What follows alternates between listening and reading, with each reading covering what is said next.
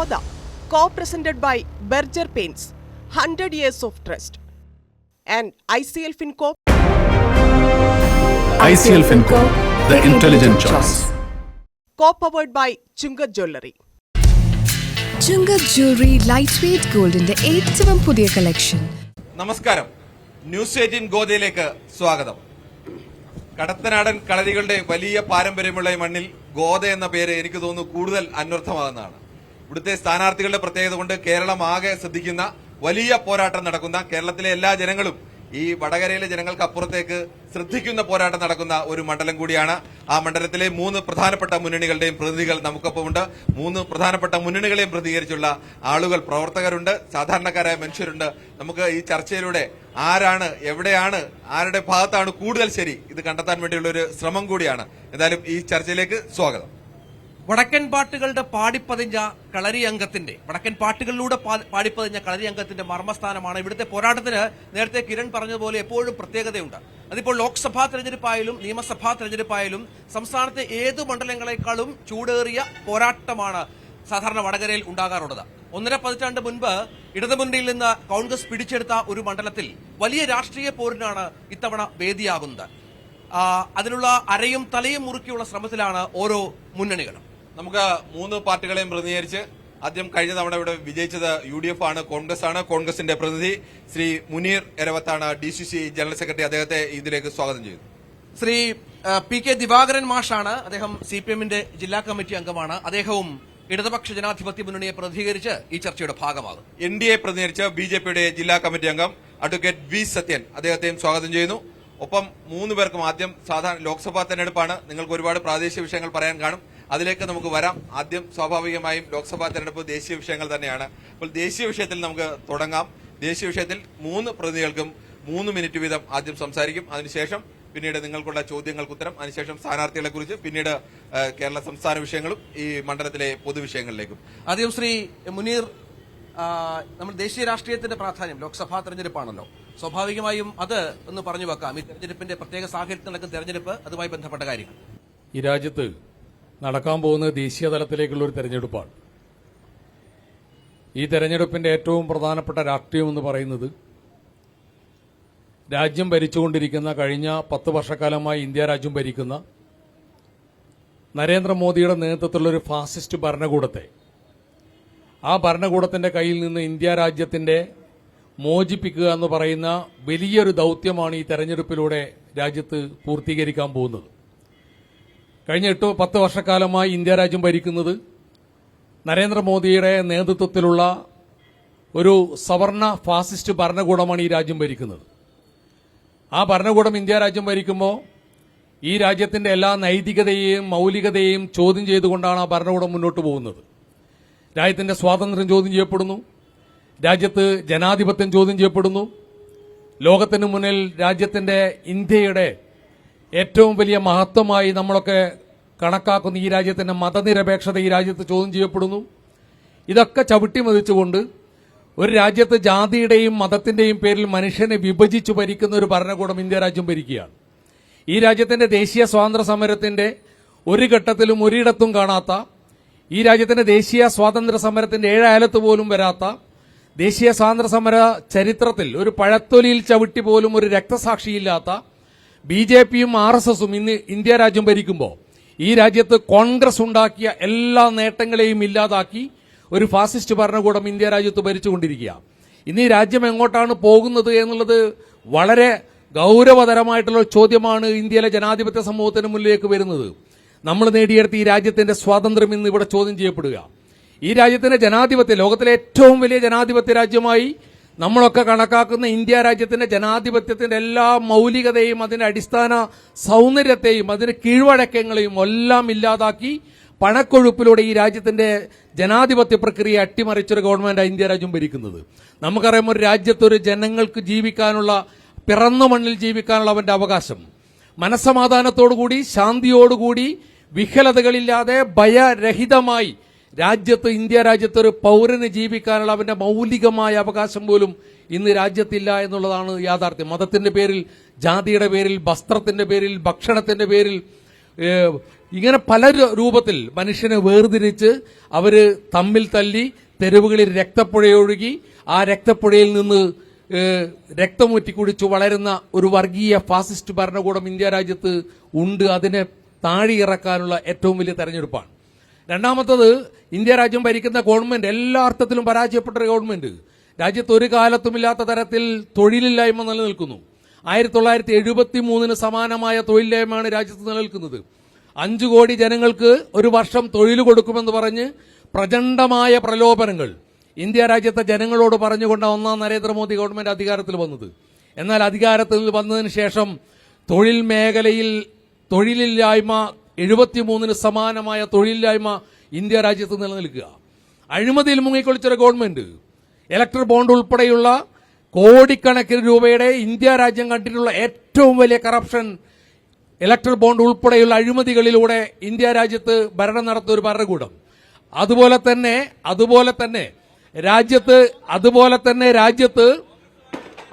തന്നെ രാജ്യത്ത് തൊഴിലില്ലായ്മയും അഴിമതിയും രാജ്യത്ത് ഇന്ത്യ രാജ്യത്ത് കോൺഗ്രസ് ഉണ്ടാക്കിയ എല്ലാ നേട്ടങ്ങളെയും പൊതുമേഖലാ സ്ഥാപനങ്ങളെയും വിറ്റഴിക്കുന്ന ഒരു ഭരണകൂടം. ഇങ്ങനെ രാജ്യത്ത് കോൺഗ്രസ് 60 വർഷക്കാലം ഉണ്ടാക്കിയ എല്ലാ നേട്ടങ്ങളെയും ഇല്ലാതാക്കുന്ന, അതിനെ തച്ചു തകർക്കുന്ന ഒരു ഭരണകൂടം രാജ്യം ഭരിക്കുമ്പോൾ ആ രാജ്യത്തെ രക്ഷപ്പെടുത്താനുള്ള, തിരിച്ചുപിടിക്കാനുള്ള ഒരു തെരഞ്ഞെടുപ്പാണ് ഈ തെരഞ്ഞെടുപ്പ് നടക്കുന്നത്. ഈ തെരഞ്ഞെടുപ്പ് ദേശീയ രാഷ്ട്രീയത്തോടൊപ്പം തന്നെ ചർച്ച ചെയ്യപ്പെടേണ്ട സംസ്ഥാന രാഷ്ട്രീയവുമുണ്ട്. അതുപോലെ തന്നെ ഈ തെരഞ്ഞെടുപ്പിൽ ദേശീയ രാഷ്ട്രീയം എന്ന നിലയ്ക്ക് ഈ തെരഞ്ഞെടുപ്പിൽ ഇടതുപക്ഷത്തിന്റെ, കമ്മ്യൂണിസ്റ്റ് പാർട്ടിയുടെ ഈ തെരഞ്ഞെടുപ്പിലുള്ള പങ്കാളിത്തം എന്താണ്, അല്ലെങ്കിൽ അവർക്ക് ഈ തെരഞ്ഞെടുപ്പിൽ എന്ത് പ്രസക്തിയാണ് ഉള്ളത് എന്നുകൂടി ഈ തെരഞ്ഞെടുപ്പ് ചർച്ച ചെയ്യപ്പെടേണ്ടതുണ്ട് എന്നാണ് ഞങ്ങൾക്ക് ആവശ്യപ്പെടാനുള്ളത്. വളരെ പെട്ടെന്ന്. ഇവിടെ സൂചിപ്പിച്ച ചില വിഷയങ്ങൾ വളരെ പ്രധാനപ്പെട്ടതാണ്. പക്ഷേ ആ പ്രശ്നങ്ങളെല്ലാം കഴിഞ്ഞ 10 വർഷത്തിനുള്ളിൽ ഓരോ ഘട്ടത്തിലും ഇന്ത്യൻ പാർലമെന്റിനകത്ത് നിയമമായി അവതരിപ്പിച്ച് ഇന്ത്യയെ ഒരു ഹിന്ദുത്വ രാഷ്ട്രമായി മുന്നോട്ട് കൊണ്ടുപോകുന്നതിനുള്ള ചവിട്ടുപടികളാക്കിയിരുന്നു. മുഹമ്മദ് അഖ്ലാഖിനെ ആദ്യത്തെ മോഡി സർക്കാരിന്റെ ഭരണകാലത്താണ് ഗോമാംസം വീട്ടിൽ വെച്ചു എന്ന് പറഞ്ഞ് ഒരു കൂട്ടം RSS കൊലയാളികൾ ചെന്ന് അദ്ദേഹത്തെ വീട്ടിന് പുറത്തേക്ക് പിടിച്ചു വലിച്ചു കൊണ്ടുവന്ന് കൊലപ്പെടുത്തിയത്. തുടർന്ന് അങ്ങോട്ടൊരു വേട്ടയായിരുന്നു.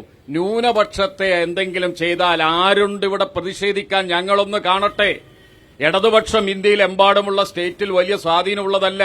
സ്വാധീനമുണ്ടെന്ന് അവകാശപ്പെടുന്ന കോൺഗ്രസ് ഈ രാജ്യത്തെ ന്യൂനപക്ഷത്തിന്റെ താൽപര്യം എപ്പോഴും ഉയർത്തിപ്പിടിക്കുന്നവരാണെന്ന് പറയുന്നവരാ. മുഹമ്മദ് അഖ്ലാഖിന്റെ കൊലപാതകം ഉൾപ്പെടെയുള്ള വിഷയങ്ങൾ ഇന്ത്യയെ വർഗീയതയിലേക്ക് നയിക്കുകയാണ്. ഈ BJP ഭരണകൂടത്തിന്റെ ഓരോ ഘട്ടത്തിലുമുള്ള അത്തരം നടപടികളെ പാർലമെന്റിനകത്ത് 2ാം ഘട്ടത്തിൽ ഹിന്ദുത്വ രാഷ്ട്രം സ്ഥാപിക്കുന്നതിന് വേണ്ടി ഇന്ത്യയിലെ ഫെഡറലിസത്തെ തകർത്ത് മുന്നോട്ടു പോകുന്നതിന് ആദ്യത്തെ നടപടിയാണ് ജമ്മുകാശ്മീരിനെ വിഭജിച്ചത്. മിണ്ടിയോ? ആ ബില്ല് അവതരിപ്പിച്ച് ആ ബില്ല് നിയമമാക്കി പാസാക്കുമ്പോൾ കൈയടിച്ചു കൊടുത്തവരാണിവർ. NIA ഭേദഗതി നിയമം കൊണ്ടുവന്നു. ഈ വടകരയിൽ നിന്ന് ജയിച്ചുപോയിട്ടുള്ള മുരളീധരൻ കഴിഞ്ഞ തവണ 84,000 വോട്ടിന്റെ ഭൂരിപക്ഷം വാങ്ങിയത് ഇവിടത്തെ ന്യൂനപക്ഷം അർപ്പിച്ച വിശ്വാസത്തിന്റെ മുകളിലാണ്. ആ വിശ്വാസത്തിന് വില കൽപ്പിക്കാതെ NIA ഭേദഗതി നിയമത്തിന് കൈബന്ധിച്ചു കൊടുത്തു. അമിത്ഷാ അവതരിപ്പിച്ച ബില്ലിന് യാതൊരു പ്രയാസവുമില്ലാതെ കൈപൊക്കിയ ആളുകളാണ് ഈ കോൺഗ്രസിന്റെ നേതൃത്വത്തിൽ ഇവിടെ നിന്ന് ജയിച്ചുപോയ 18 ആളുകൾ. ഈ ഫെഡറലിസം തകർക്കുമ്പോൾ നോക്കുകുത്തിയായി നിന്നവർ പാർലമെന്റിനകത്ത് എഴുന്നേറ്റ് നിന്ന് വർത്തമാനം പറയാൻ അറിയില്ലെങ്കിൽ എഴുന്നേറ്റ് നിന്നാൽ തന്നെ പ്രൊട്ടസ്റ്റായിട്ട് പരിഗണിക്കും. എന്തുകൊണ്ട് എഴുന്നേറ്റ് നിന്നില്ല? ഇംഗ്ലീഷ് പറയാൻ അറിയില്ലെങ്കിൽ മലയാളം പറഞ്ഞാൽ മതി. പാർലമെന്റിൽ ഒന്നും പറയാതെ നിരക്ഷര കുക്ഷികളെപ്പോലെ മിണ്ടാപ്രാണികളായി ഇന്ത്യൻ പാർലമെന്റിനകത്ത് ഇരിക്കുകയായിരുന്നു. എന്നിട്ടാണ് ഈ ജനാധിപത്യവും മതനിരപേക്ഷതയും തകർത്തിട്ട് ഇവർ മുമ്പോട്ട് പോകുന്നത്. എന്തെല്ലാം നിയമം കൊണ്ടുവന്നു? മുത്തലാഖ് കൊണ്ടുവന്നു. ഏറ്റവും അവസാനം പൌരത്വ നിയമം കൊണ്ടുവരുമ്പോൾ ആരെതിർത്തു ഇന്ത്യയിൽ? നിങ്ങൾ നോക്ക്, ഈ കേരളത്തിൽ സഖാവ് പിണറായി വിജയന്റെ സർക്കാരാണ് ഈ പൌരത്വ നിയമം കേരളത്തിൽ നടപ്പിലാക്കില്ല എന്ന് ആദ്യമായി നട്ടെല്ലുള്ളൊരു മുഖ്യമന്ത്രി കേരളത്തിൽ വിളിച്ചു പറഞ്ഞത്. ആ വിളിച്ചു പറഞ്ഞതിന്റെ ഭാഗമായി ഇന്ത്യയിലെ 13 മുഖ്യമന്ത്രിമാർക്ക് കത്തെഴുതി കേരളത്തിലെ മുഖ്യമന്ത്രി.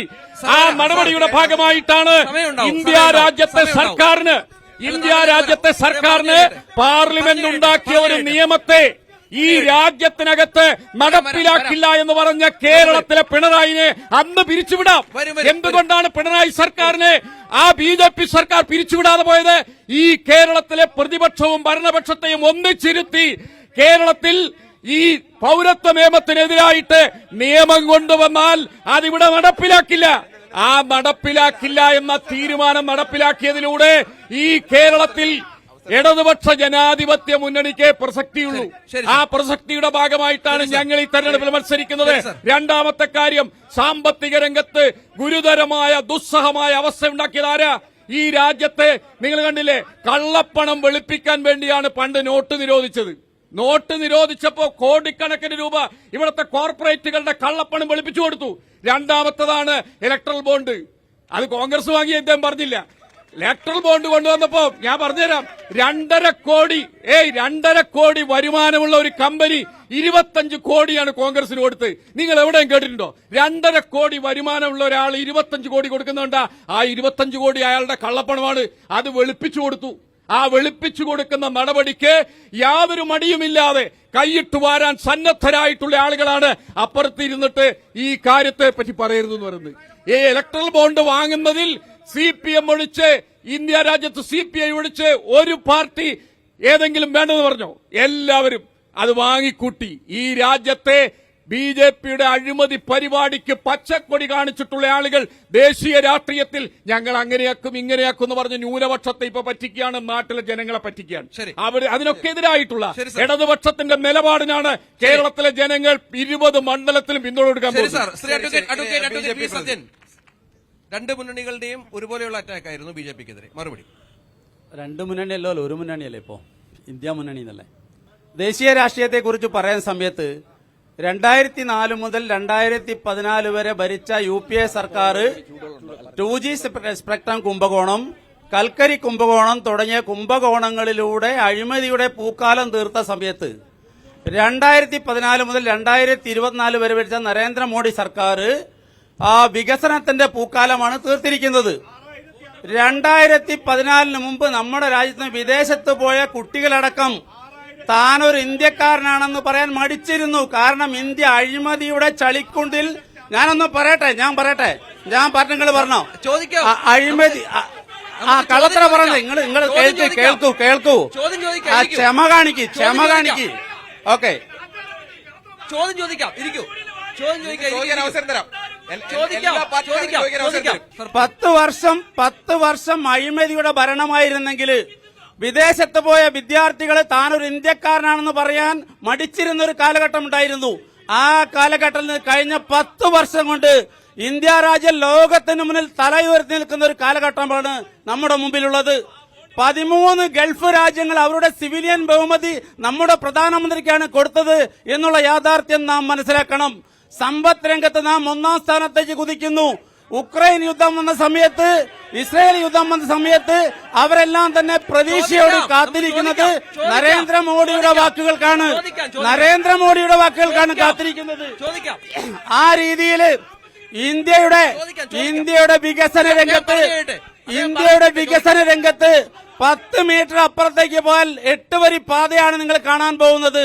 വന്ദേ ഭാരത് എക്സ്പ്രസുകള് തുടങ്ങിയ വികസന രംഗത്ത് ലോകത്തിന് മുമ്പിൽ ഏറ്റവും വലിയ രാഷ്ട്രമായി ഇന്ന് രാജ്യം വളർന്നിരിക്കുന്ന കാലഘട്ടമാണുള്ളത്. പിന്നെ കോൺഗ്രസുകാരും പറഞ്ഞു ഫാസിസത്തെ കുറിച്ചൊക്കെ. 1975 അടിയന്തരാവസ്ഥ പ്രഖ്യാപിച്ചത് ആരായിരുന്നു? കോൺഗ്രസുകാരനായിരുന്നു. സിഖുകാരെ ഡൽഹിയിൽ കൂട്ടക്കൊല ചെയ്തത് ഈ കോൺഗ്രസുകാരനാണ്, BJPക്കാരല്ല. അത് മനസ്സിലാക്കണം.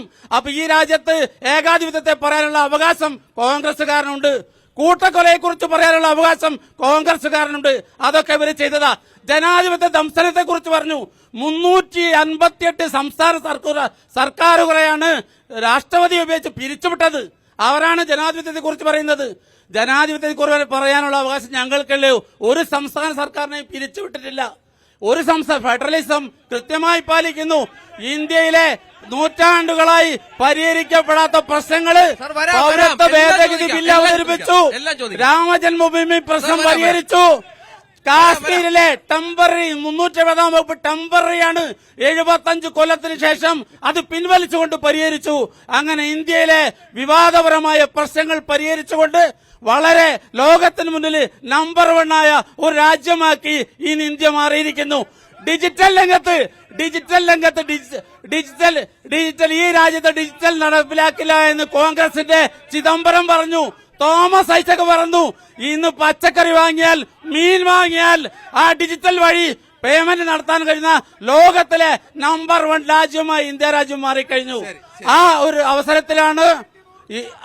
അവസരത്തിലാണ് ഇന്ത്യ രാജ്യത്തിലെ സ്വതന്ത്ര ഭാരതത്തിൽ ഇന്ന് വരെ ഒരു പ്രധാനമന്ത്രിയും പറഞ്ഞിട്ടില്ല 100 ദിവസത്തിനുള്ളിൽ ഞാൻ തിരിച്ചു വരും, 400 സീറ്റുമായി തിരിച്ചു വരുമെന്ന് അഭിമാനത്തോടെ, ധൈര്യത്തോടെ, ആത്മവിശ്വാസത്തോടെ പറയാൻ ഒരു പ്രധാനമന്ത്രി സാധിച്ചില്ല. ആ രീതിയിൽ ആത്മവിശ്വാസത്തോടെയാണ് ദേശീയ ജനാധിപത്യ സഖ്യം ഈ തെരഞ്ഞെടുപ്പിൽ നേരിടുന്നത്. ഇവര് പറഞ്ഞല്ലോ ഇന്ത്യ സഖ്യമല്ല എന്ന്. നമ്മുടെ ബൗണ്ടറി കടഞ്ഞാൽ ഈ ആരാ ഇവരെ നേതാക്കന്മാര് രാഹുൽ ഗാന്ധിയുടെ ഫോട്ടോ വെച്ചിട്ടാ CPM വോട്ട് പിടിക്കുന്നത്, യെച്ചൂരിയുടെ ഫോട്ടോ വെച്ചിട്ടാ കോൺഗ്രസ് വോട്ട് പിടിക്കുന്നത്. അപ്പൊ അതുകൊണ്ട് ഈ നാട്ടിലെ ആളുകൾ എന്റെ ഇടതുഭാഗത്തിരിക്കുന്ന ആൾക്കാർ ഒരേ മുന്നണിക്കാരാ. ശരി സാർ, ഇനി നമുക്ക് പ്രേക്ഷകർക്ക് കണ്ടുകൊണ്ടിരിക്കുന്നവർ നേരത്തെ പറഞ്ഞ ചോദ്യങ്ങൾ എല്ലാ പാർട്ടിക്കും അവസരം കൊടുക്കണം. സ്പെസിഫിക് ആയി ചോദിക്കണം, ഒരാളുടെ സ്പെസിഫിക് ആയി പറഞ്ഞിട്ട് ചോദിക്കാം. UDFന്റെ പ്രതിനിധിയോടാണ് ചോദിക്കുന്നത്. ശരി. കാരണം ഒരു ഉളുപ്പില്ലാണ്ട് ഇവിടുന്ന് പറയാണ് ബോണ്ടിനെതിരെ. എന്ത് ധാർമ്മികതയാണ് ബോണ്ടിനെതിരെ പറയാൻ കോൺഗ്രസിന്റെ പ്രതിനിധിക്കുള്ളത്? 2000-നടുത്ത് കോടി രൂപയാണ് കോൺഗ്രസ് വാങ്ങിയിരിക്കുന്നത് എന്നുള്ള കണക്കുകൾ വന്ന്. ഇനി പോട്ടെ, അത് പോട്ടെ, 2000 കോടി വാങ്ങിയത് മാത്രമല്ല, രാഹുൽ ഗാന്ധിന്റെ അളിയൻ സോണിയാഗാന്ധിയുടെ മോളെ ഭർത്താവ് റോബർട്ട് വദ്ര 170 കോടി രൂപയാണ് അദ്ദേഹത്തിന്റെ കമ്പനി BJP കൊടുത്തത്. ഉളുപ്പുണ്ടോ ഇവിടെ ഇരിക്കാൻ?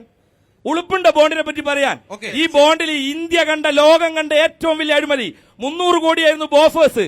എന്നാൽ ഇന്ന് 10,000 കോടി രൂപയാണ് BJP വാങ്ങിയിരിക്കുന്നത് ബോണ്ടിലൂടെ. ഈ പറയുന്ന നാഷണൽ ഹൈവേ, വടകരയിൽ കൂടെ പോകുന്ന നാഷണൽ ഹൈവേ മെഗാ കൺസ്ട്രക്ഷൻ കൊടുത്തത് 800 കോടിയാ. അത് വാങ്ങി ഉളുപ്പിലാണ് നക്കി തിന്നിട്ടാണ് ഇവിടെ ഇരുന്നിട്ട് വീരവാദം പറയുന്നത് ഇന്ത്യ ഡിജിറ്റലായി. 10,000 കോടി BJP വാങ്ങി, അതിന്റെ കൂടെ 2,000 കോടി കോൺഗ്രസും വാങ്ങി. എന്നാൽ അത് വാങ്ങാതെ അതിനെതിരെ പോരാട്ടം നയിച്ച ഒരു പാർട്ടിയുടെ പ്രതിനിധി അപ്പുറമുണ്ട്. എന്ത് ധാർമ്മികതയാണ് അദ്ദേഹത്തിനുള്ളത്? പ്രിയപ്പെട്ട സുഹൃത്ത്, ആദ്യം ഇലക്ട്രൽ ബോണ്ട് എന്താണെന്ന് മനസ്സിലാക്കണം. ഇലക്ട്രൽ ബോണ്ട് എന്ന് പറയുന്നത് നിയമപരമായി സാധുതയുള്ള സാധനമാണ്. സുപ്രീം കോടതി അതിനെക്കുറിച്ച് പറഞ്ഞത് നിയമപരമായി സാധുതയുള്ള ഒന്നാണ്. സുപ്രീം കോടതി പറഞ്ഞിരിക്കുന്നത് അതിന്റെ വസ്തുതയെക്കുറിച്ച്, അതായത് അതിന്റെ സുതാര്യതയെക്കുറിച്ച് ഭരണഘടനാ വിരുദ്ധമാണ് എന്ന് സുപ്രീം കോടതി പറഞ്ഞിട്ടില്ല. സുപ്രീം കോടതി SBIയോട് ചോദിച്ചത് അതുമായി ബന്ധപ്പെട്ട ഡീറ്റെയിൽസ് ആണ്. ഈ പറയുന്ന ഇലക്ട്രൽ ബോണ്ട് എന്ന് പറയുന്നത് എല്ലാ നിയമപരമായി സാധുതയുള്ള കള്ളപ്പണവുമായി ബന്ധപ്പെട്ടുകൊണ്ടുള്ള ഇടപാട്, ആ ഇടപാട് കുറയ്ക്കാൻ വേണ്ടിയിട്ടാണ് ഇലക്ട്രൽ ബോണ്ട് കൊണ്ടുവന്നിട്ടുള്ളത്. ഇലക്ട്രൽ ബോണ്ട് കിട്ടണമെങ്കിൽ മിനിമം 1% വോട്ട് പെർസെന്റേജ് ഉള്ള ദേശീയ പാർട്ടികൾക്കാണ് ഇലക്ട്രൽ ബോണ്ട് കൊടുക്കുക. 0.9% മാത്രമുള്ള കമ്മ്യൂണിസ്റ്റ് പാർട്ടി ഓഫ് ഇന്ത്യ മാർക്സിസ്റ്റിന് ഇലക്ട്രൽ ബോണ്ട് കിട്ടാനുള്ള യോഗ്യതയില്ല. അത് ഇല്ലാത്തതുകൊണ്ട് ഈ പണം കിട്ടിയില്ല എന്നല്ലാതെ തെലങ്കാനയിലെ പാർട്ടിക്ക് കിട്ടിയില്ല. ഇലക്ട്രൽ ബോണ്ട് കിട്ടിയില്ല. 0.9% അങ്ങനെ ഒരു നിബന്ധന ഇലക്ട്രൽ ബോണ്ടിൽ ഇല്ല. ഇലക്ട്രൽ ബോണ്ടിൽ ആകെയുള്ളത് അത് SBIക്ക് അക്കൗണ്ട് എടുത്താൽ മതി. മറ്റ് ശതമാനക്കണക്ക് ഉണ്ട്. ഇലക്ട്രൽ ബോണ്ടുമായി ബന്ധപ്പെട്ടുകൊണ്ട് ഇലക്ട്രൽ ബോണ്ടിൽ ശതമാനത്തിന്റെ കണക്കില്ല, വോട്ട് ശതമാനത്തിന്റെ കണക്കില്ല. ഞങ്ങൾ ഇലക്ട്രൽ ബോണ്ടുമായി ബന്ധപ്പെട്ടുകൊണ്ട് ഉന്നയിക്കുന്നത് 4 തരത്തിൽ റീജിയണൽ പാർട്ടികൾ മാഷ നിങ്ങൾ പറയുമ്പോൾ ഞാൻ പറഞ്ഞിട്ടില്ല, ഇല്ല കിട്ടൂല. അതിനുള്ള പെർസെന്റേജ് ഓഫ് വോട്ട് CPM പറയുന്നില്ല. അതുകൊണ്ട് നിയമത്തിൽ പറയുന്നില്ല, അതുകൊണ്ടാണ് കിട്ടാത്തത്. അങ്ങനെ ഒരു നിയമമില്ല. ബന്ധപ്പെട്ടുകൊണ്ട് ഏത് രാഷ്ട്രീയ പാർട്ടിക്ക് അപേക്ഷിക്കാം, ഈ വിഷയവുമായി ബന്ധപ്പെട്ടുകൊണ്ട് സംസ്ഥാന പാർട്ടിക്ക് അപേക്ഷിക്കാം. അപേക്ഷ കൊടുക്കണമെങ്കിൽ പെർസെന്റേജ് ഓഫ് വോട്ട് ആവശ്യമുണ്ട്. ആ വോട്ട് CPM ഇല്ലാത്തതുകൊണ്ട് അപേക്ഷ കൊടുക്കാൻ കഴിഞ്ഞിട്ടില്ല. അതുകൊണ്ട് ബോണ്ട് കിട്ടിയില്ല. ഞങ്ങളെ സംബന്ധിച്ചിടത്തോളം പറയാനുള്ളത് ബോണ്ടുമായി ബന്ധപ്പെട്ടുകൊണ്ട് പ്രൊജക്ട് നൽകി ബോണ്ട് വാങ്ങിയ ആളുകളുണ്ട്. അതുപോലെ തന്നെ സ്ഥാപനങ്ങൾ EDയെ കൊണ്ട് CBIയെ കൊണ്ട് അവിടെ നടത്തിയിട്ട് റെയ്ഡ് നടത്തിയിട്ട് ഭീഷണിപ്പെടുത്തി വാങ്ങിയതുണ്ട്. അതുപോലെ 19 കോടിയുടെ കരാറ് കൊടുത്ത് 24 കോടി കൊടുത്തിട്ടുണ്ട്. ഇവിടെ വധേര ഉൾപ്പെടെയുള്ള ആളുകൾ കൊടുത്തതായി നിങ്ങൾ ഉന്നയിക്കുന്ന ആരോപണം, വധേര കോൺഗ്രസ് പാർട്ടിയുടെ ഉത്തരവാദപ്പെട്ട ഒരു പോസ്റ്റിലുള്ള ആളല്ല. അയാള് ഇന്ത്യ രാജ്യത്തെ ഒരു വ്യവസായിയ. അയാൾ കൊടുത്തിട്ടുണ്ടോ എന്നുള്ളത് ഞങ്ങളെ സംബന്ധിച്ചിടത്തോളം ഒരു വിഷയമല്ല. രണ്ടാമത്തത് ഇവിടെ മാഷ് പറഞ്ഞിട്ടുള്ള ചില അഴിമതി വന്നപ്പം ദേശീയ രാഷ്ട്രീയവുമായി ബന്ധപ്പെട്ടുകൊണ്ട് അല്ല, ഞങ്ങള് മാസപ്പടി വാങ്ങിയ മകളെ സംരക്ഷിക്കുന്ന പിണറായി വിജയന്റെ ആളുകളല്ല. അതിന് തെളിവ് വന്നോ? ഞങ്ങളല്ല. ED തെളിവെടുത്തിട്ട് കേസെടുത്തോ? ഞങ്ങള് തെളിവുണ്ടോ? തെളിവില്ലാത്ത സ്വർണ്ണം കൊണ്ടുപോയി എന്ന് പറഞ്ഞവരാണ്. അല്ല, ഒരു കാര്യം സ്വർണ്ണം കൊണ്ടുവന്നു പറയുമ്പോ മാഷ് അനാവശ്യമായി ഇടപെടുന്നത് ശരിയല്ല. ഒരു മിനിറ്റ് മാഷ് പറയുമ്പോ ഞാൻ ഇടപെട്ടിട്ടില്ല. മാഷ് കളവ് പറഞ്ഞു. ഞാൻ കളവ് പറഞ്ഞിട്ടുള്ളൂ. മാഷ് ഇവിടെ സംസാരിച്ചത്, മാഷ് തുടക്കത്തിൽ സംസാരിച്ചത് മുഴുവൻ കളവാണ്, പച്ച നുണയാണ്. ആ നുണയാണ് ഞാൻ പറയുന്നത്. മാഷ് പറയട്ടെ, നിങ്ങൾ കേൾക്ക്, മാഷ് പറഞ്ഞു തുടങ്ങിയത് കേൾക്ക്. മാഷ് തെരഞ്ഞെടുപ്പിൽ പറഞ്ഞു തുടങ്ങിയത് തന്നെ ഒരു വർഗീയ രാഷ്ട്രീയത്തിന്റെ മുതലെടുപ്പ് സൂക്ഷിച്ചുകൊണ്ടാണ്. ഇവിടെ കേരളത്തിൽ ന്യൂനപക്ഷങ്ങളെ സംരക്ഷിക്കാൻ ഞങ്ങളെയുള്ളൂ പാർലമെന്റിൽ പാർലമെന്റിനകത്ത് മിണ്ടാതിരുന്ന ആളുകളാണ് നിങ്ങൾ. അതല്ല നിങ്ങൾ കളവ് പറയുന്നത്. വർഗീയ പാർട്ടിയാണ്. നിങ്ങൾ ശബ്ദിക്കാണ്ട് നിങ്ങൾ എന്തുകൊണ്ട് പാർലമെന്റിനകത്ത് മുരളീധരൻ പറഞ്ഞില്ല? നിങ്ങൾ പൗരത്വ ബില്ലിന് ഞാൻ എതിരാണ് മുരളീധരൻ പറയട്ടെ. ഈ കളവ് കേരളത്തിന് മുഖ്യമന്ത്രി മുതൽ അയാൾ എഴുന്നേറ്റെന്ന് പറഞ്ഞു. കേരളത്തിന് മുഖ്യമന്ത്രി മുതൽ താഴെയുള്ള മുഴുവൻ പാർലമെന്റിൽ രേഖയുണ്ട്. പറയുന്ന പച്ചമുറയുണ്ടോ? മുരളീധരൻ സംസാരിച്ചതിന് രേഖയുണ്ടോ? രേഖയുണ്ട്. കേരളത്തിൽ പൗരത്വ നിയമവുമായി ബന്ധപ്പെട്ടുകൊണ്ട് പാർലമെന്റിനകത്ത് സംസാരിച്ച എംപിമാരുടെ കൂട്ടത്തിൽ കേരളത്തിൽ നിന്ന് ശശി തരൂരുണ്ട്. ഇഷ്ടം പോലെ എംപിമാരുണ്ട്. നിങ്ങൾ പറയുന്നത് പച്ച നുണയാണ് എന്ന് കൃത്യമായി രേഖ മൂലം ഇവിടെ തെളിയിക്കപ്പെട്ടതാ. അതുകൊണ്ടാണ് ഞാൻ പറഞ്ഞത്.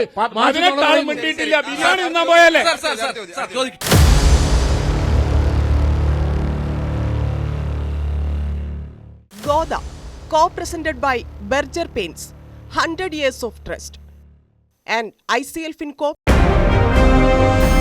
ICL FinCorp, the intelligent choice. Co-powered by Chungat Jewelry. Chungath jewellery light weight ഗോൾഡിന്റെ ഏറ്റവും പുതിയ കളക്ഷൻ